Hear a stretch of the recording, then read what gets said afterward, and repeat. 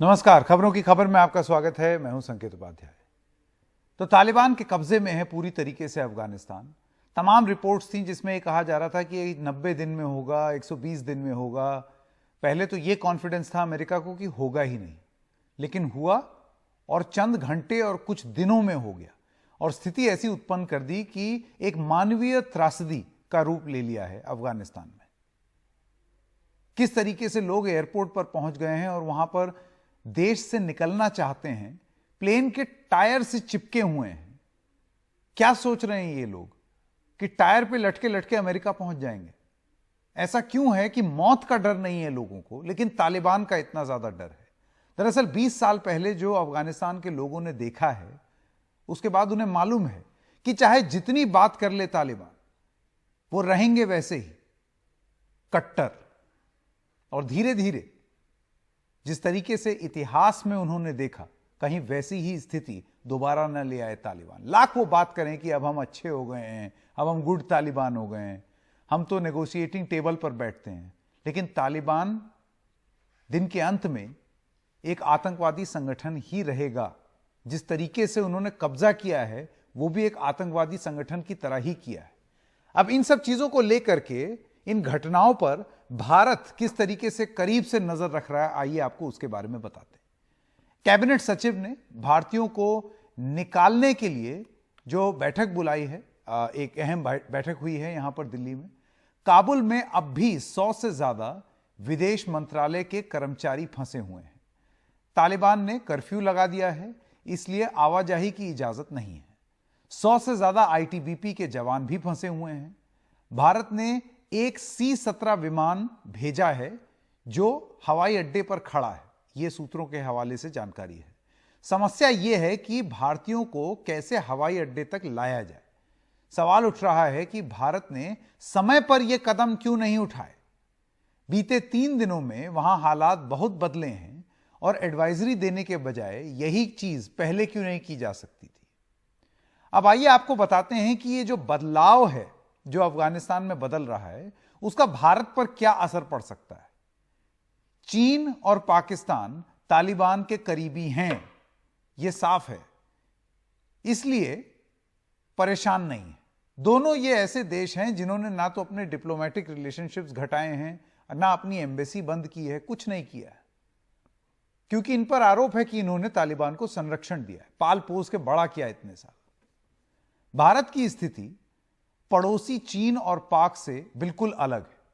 अब अफगानिस्तान से कैसे संबंध रहेंगे, यह बड़ा सवाल है। क्या हम तालिबान से समझौता करेंगे? पाक भारत के खिलाफ क्या तालिबान का इस्तेमाल कर सकता है? पहले कर चुके हैं, क्या दोबारा नहीं कर सकते?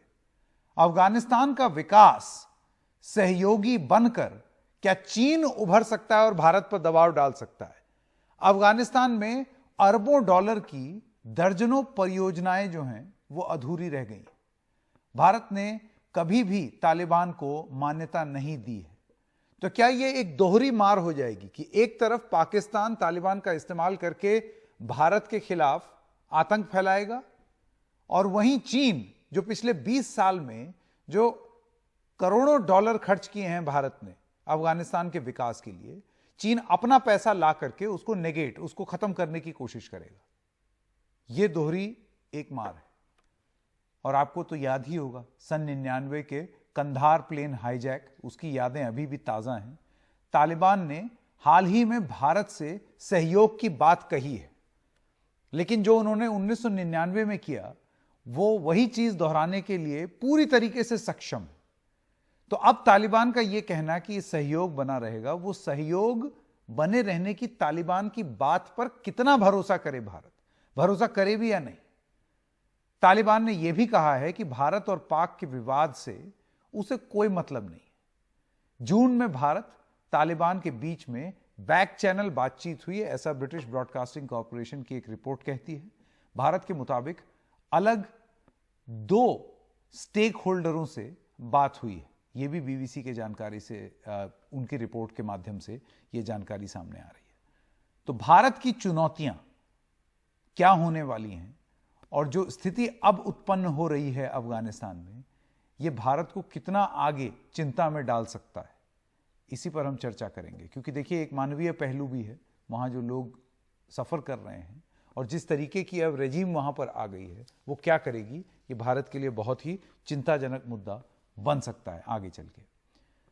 क्योंकि हमने मानवीय पहलू की बात की, मैं इस समय स्वागत करना चाहता हूं अरफा का, अफगानिस्तान सिटीज़न हैं यहाँ दिल्ली में, और अली रज़ा, आप भी अफगानिस्तान सिटीज़न हैं जो कि दिल्ली में रहते हैं, और Muneeze Jahangir editor in chief हैं voicepk.net और ब्रॉडकास्ट पत्रकार हैं, सीनियर वरिष्ठ पत्रकार हैं। आपका बहुत बहुत धन्यवाद। मैं सबसे पहले अरफा आपसे शुरू करना चाहता हूं, अगर आप मेरी आवाज़ सुन सकते हैं। अरफा, आपकी बात हो पाई है अपने घर में? वहां पर कैसी स्थिति है, आपको क्या पता चला? अभी कुछ घंटे पहले, 2-3 घंटे पहले बात हुआ है, तो मतलब लोग बहुत परेशान है, मतलब हालत ठीक नहीं है किसी को, सब मतलब परेशानी में रहता है। और बोल रहे बाहर का भी सिचुएशन अच्छा नहीं है। हाँ, आपकी कुछ समय पहले घर में बात हुई? हाँ, बात हुई। क्या बोला, अगर आप विस्तार से बता सकें, वो क्या स्थिति कैसे खराब है, सिचुएशन कैसे खराब है, क्या बता रहे हैं आपके घर वाले?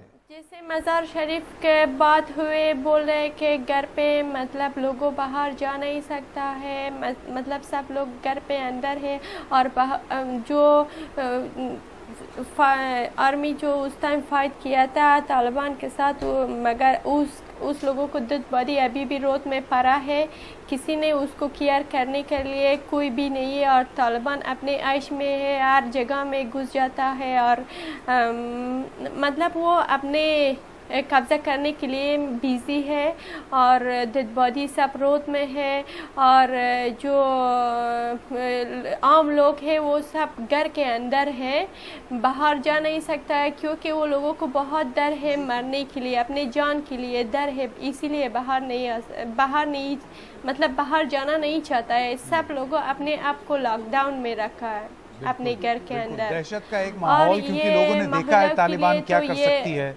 और क्या रौद्र रूप ले सकती है। अरफा, हमारे साथ बने रहिए। मुनीज़े जहांगीर भी हमारे साथ जुड़ी हैं।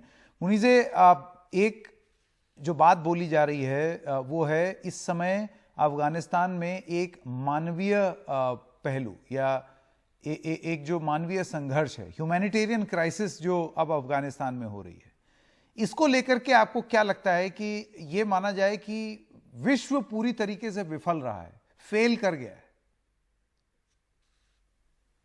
जो मुझे आपकी बात की समझ में आई है, आप ये कह रहे हैं कि ह्यूमैनिटेरियन क्राइसिस के अंदर पाकिस्तान क्या रोल अदा कर सकता है? नहीं, मेरा सवाल यह है कि क्या आपको लगता है कि ग्लोबली चाहे वो जो भी संस्थानें हो, इंटरनेशनल ऑर्गेनाइजेशंस हो, जैसे यूनाइटेड नेशंस या और भी संस्थानें, आपको लगता है कि वो डिटेक्ट ही नहीं कर पाए कि इस तरीके की ह्यूमैनिटेरियन क्राइसिस होगी अफगानिस्तान, और अभी भी नहीं कर पा रहे? नहीं, देखिए, मेरे ख्याल में that is not entirely correct, because देखिए, अक़वाम मुत्तहिदा यूएन का जो मिशन है वो ऑलरेडी बार बार कम से कम पाकिस्तान में इस बात का इजहार कर चुका था कि अगर वहां पे तालिबान का इन्फ्लक्स आता है और तालिबान काबिज हो जाते हैं अफगानिस्तान के ऊपर, तो फिर ह्यूमैनिटेरियन क्राइसिस होगा, फिर आईडीपीज होंगी, फिर पाकिस्तान की तरफ रेफ्यूजीज आएंगे। पाकिस्तान पहले ही अफगान रेफ्यूजीज को यहाँ पे होस्ट करता आया है, और सैकड़ों तादाद में अफगान रेफ्यूजीज इस वक्त यहाँ पे मौजूद हैं। तो ये भी एक समझा जा रहा था कि और भी अफगान रेफ्यूजीज इस तरफ आएंगे। उसके लिए पाकिस्तान प्रिपेयर्ड है कि नहीं, ये सवाल पूछा जा रहा था अक़वाम मुत्तहिदा की तरफ से, और पाकिस्तान का ये मौक़िफ़ रहा है कि अगर रेफ्यूजीज आएंगे तो फिर वो उनको या अपने बॉर्डर के, अफगान बॉर्डर के अंदर ही जो है वो रखेंगे, या फिर उनको अगर वो आने देंगे अंदर तो फिर वो बॉर्डर के करीब करीब ही वहां पे जो कैंप्स है लगाएंगे। इस वक्त पाकिस्तान जो है उसका मौकफ ये है कि अफगान रेफ्यूजीज को सेटल्ड एरिया में आने नहीं देना चाहिए, ये पाकिस्तान का ऑफिशियल मौकफ है। मगर इस हवाले से कई महीनों से ना सिर्फ अक़वाम मुत्तहिदा मगर यूरोपियन यूनियन से भी बात चल रही थी पाकिस्तानी हुकाम की कि अगर ये सिचुएशन होती है तो उस सिलसिले में किस किस्म का ह्यूमैनिटेरियन क्राइसिस होगा और उसके अंदर पाकिस्तान क्या मदद कर सकेगा। जी मुनीज़े, ये तो मदद की बात हो गई, लेकिन एक दूसरे किस्म की भी मदद के बारे में पाकिस्तान का नाम सामने आ रहा है, और वो ये है कि पिछले 20 साल तक तालिबान जैसी संस्था को, ऑर्गेनाइजेशन को जिंदा किसने रखा अफगानिस्तान में, और वो भी पाकिस्तान ही था। और अब चीन की मदद से पाकिस्तान जो है उसने इस कार्रवाई को अंजाम दिया। इस पर आप क्या सुन रही हैं? पाकिस्तान की सरकार क्या बोलती है इन आरोपों पर? जी देखिए, पाकिस्तान की सरकार का ये कहना है कि ये एक ब्लेम गेम है, और अब वाजे हो चुका है कि अशरफ गनी की जो हुकूमत थी, it was like a pack of cards, और वो फिल फॉर जो है वो जिस तरीके से गिरी, ये वाजे कर देता है कि उनका कोई असर रसूख खास नहीं था। और वो ये कहते हैं कि ये हमारे मौकफ की तायीद है कि किस तरीके से अशरफ गनी की जो हुकूमत है वो गिरी है। मगर यहाँ पे जो पाकिस्तान की सिविल सोसाइटी है उनकी बड़ी तशवीश है। उन्होंने एहतजाज किया है और कहा है कि वो अफगान औरतों के, अफगान लोगों के साथ हैं, और वो नहीं चाहते कि यहाँ पे एक्सट्रीमिज्म हो। मैं आपको ये बता दूं कि यहाँ की जो सोसाइटी है, तालिबान नाउ और a thing of the past, उन्होंने भी यहाँ पे एक ब्लो बैक देखा है पाकिस्तान के अंदर, चाहे धमाके हों, चाहे जो एपीएस स्कूल के ऊपर हमला था जिसके अंदर सैकड़ों बच्चे मारे गए, वो सबको याद है। इसीलिए पाकिस्तान के जो लोग हैं वो चाहते हैं कि अमन अमान हो अफगानिस्तान के अंदर, और हुकूमत का ऑफिशियली तो ये मौकफ है कि अमन अमान होना चाहिए अफगानिस्तान के अंदर। और जो इस वक्त एक अफगान डेलीगेशन पाकिस्तान में आई हुई है, इस्लामाबाद में इस वक्त मौजूद है, उनकी बातचीत हो रही है आला हुकाम के साथ, और अब यूनिटी गवर्नमेंट की बात की जा रही है कि एक यूनिटी गवर्नमेंट तश्कील दी जाएगी जिसके अंदर तालिबान का भी एक रोल होगा, मगर सिर्फ उन्हीं का रोल नहीं होगा बल्कि दूसरे जो स्टेक होल्डर्स हैं, जिसके अंदर अब्दुल्ला भी हैं और साबिक सदर कारजाई भी हैं, उनका भी रोल होगा।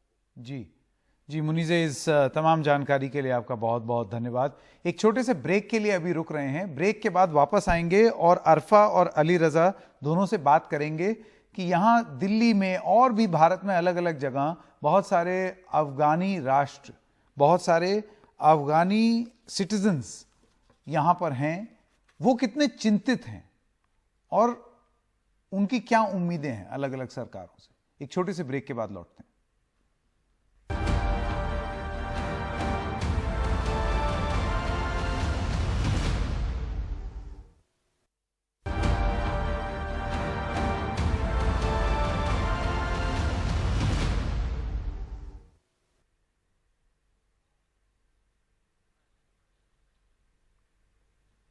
एक बार फिर से आपका स्वागत है। जिस तरीके से हमने आपको बताया कि जब एक त्रासदी होती है जिस तरीके की अफगानिस्तान में हो रही है, तो ये एक मानवीय त्रासदी भी होती है, एक ह्यूमन ट्रेजेडी भी होती है जो लोग महसूस कर रहे हैं। ये तस्वीरें देखिए और ये तस्वीर आपको बता देगी कि किस तरीके से लोग वहाँ पर परेशान हैं। ये एयरपोर्ट है जो कि तथाकथित रूप से ये यूएस के कंट्रोल में है अभी भी, यूनाइटेड स्टेट्स के, लेकिन आप स्थिति देखिए, किसी बस स्टैंड जैसी स्थिति जहां पर लोग चढ़ चढ़ के, प्लेन के ऊपर चढ़ करके, बैठ करके जाने को तैयार हैं। वो ये नहीं जानते कि इस तरीके से हवाई सफर नहीं हो सकता, लेकिन स्थिति ऐसी है कि लोग किसी तरीके से, किसी भी तरीके से घुसना चाहते हैं एक प्लेन के अंदर, भले ही उसके टायर पे बैठना पड़े, भले ही वो मिलिट्री का हवाई जहाज है, क्योंकि उनको तालिबानी राज नहीं झेलना। अली रज़ा हमारे साथ हैं, आप एक अफ़गानी सिटीज़न हैं, यहाँ पर दिल्ली में हैं।